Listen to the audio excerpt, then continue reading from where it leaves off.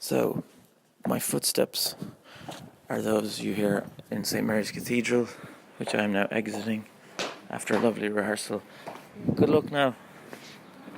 After a lovely rehearsal with my next guest, who goes by the name of Emily Jean Flack. She's from somewhere in Canada, and we're going to have a little chat about our concert coming up on May the 3rd. How's it going, Emily? It's going well, very well.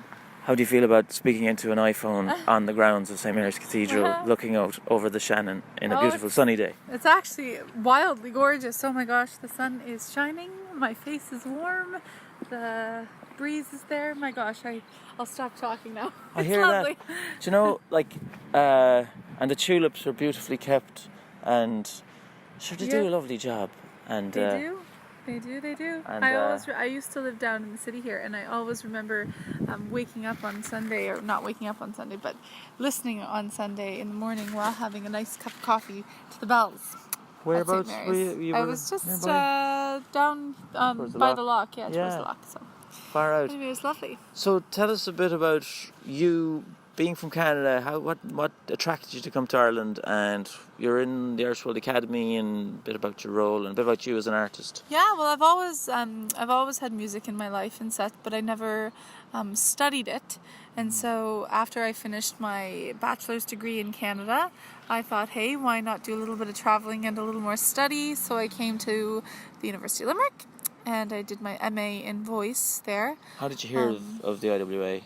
I heard of it through other friends of mine, other musician friends. Yeah. There's a major traditional music scene over in Canada, myself being very much a part of it and my family. So it just kind of, I heard through different people. I always wanted to travel, always had my eye out there for programs like this, because it's very unique. In North America, you'd have a lot more of the classical and the jazz, but not so much the folk and traditional side. Lovely. So it was great to have that opportunity. So went and completed that, thank God, and I am still in Limerick. Was that a good thank God? Or, yes, very good. Yeah. No, but you know what's funny? There's so much going on there and everything.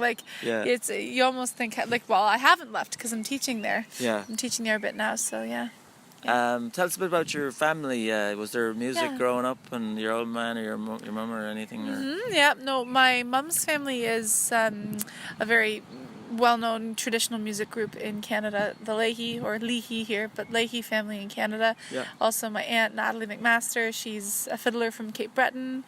I grew up literally playing music, and it was in the house. Mum's a singer. It was... Do you know this band, The Final Track? The Outside Track. Outside Track, thank you. Yes, I know them, yeah. Do you know I know Maddie Rankin. I would know Maddie. Yeah, the fiddle player. Canadian, yeah. She is, yeah. I remember fondly playing only Cape Breton only tunes in under the stairs of the Illawarra Folk Festival out in Australia. Oh, brilliant. And, Maddie's great. She's really good. They were great fun. And one of the singer girls from Dingle, is it? Or I bumped into her. Yes, I don't know the rest of the band very well, but I do know Maddie. So great show though, those guys.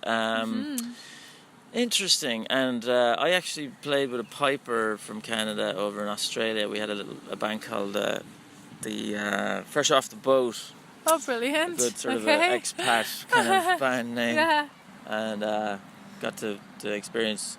So the whole folk scene out there, and the whole it's mad in Australia, the National Folk Festival, the Irish music, any kind of impromptu sessions that start up, there's a 7 out of 10 chance it's going to be Irish tunes, or, as I call it, drawing from the well. So absolutely, yeah. No, there's so much, and even I look at the French-Canadian tradition in Canada. Yes. And the French and the Irish. It's that combination that makes it so fiery. Crazy you say that, because at my first Willie Clancy festival, I met a Canadian fiddler guy, and he started playing. I have no clue what his name was. I'm thinking because he plays with Dermot Byrne a lot, and he's been over to Ireland a lot, but that's fine.